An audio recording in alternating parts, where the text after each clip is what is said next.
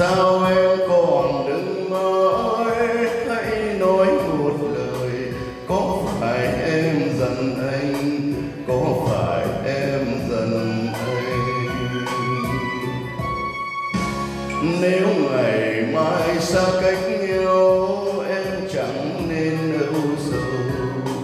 Trời có đổ mưa ngâu, đôi ta chẳng tan vỡ.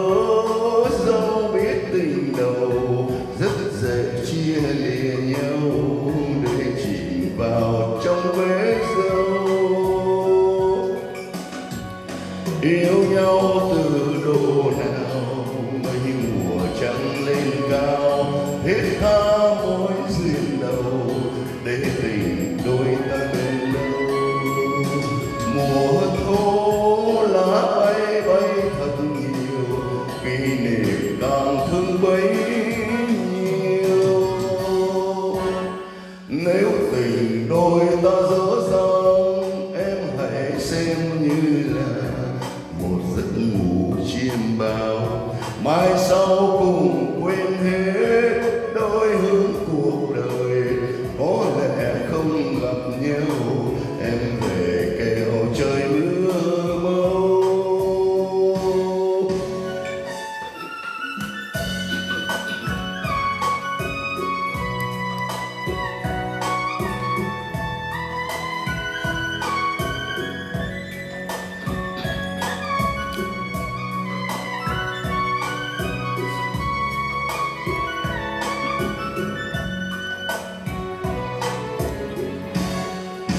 Nếu ngày mai xa cách nhau, em chẳng nên âu sầu. Trời có đổ mưa, đôi ta chẳng tan vỡ. Dẫu biết tình đầu rất dễ chia lìa nhau, để chìm vào trong bể dâu.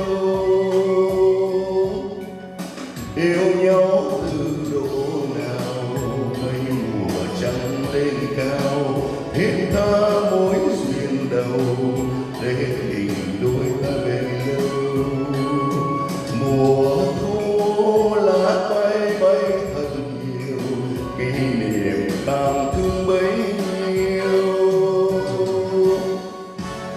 Nếu tình đôi ta dở dang, em hãy xem như là một giấc ngủ chiêm bao. Mai sau cùng quên hết đôi hướng cuộc đời.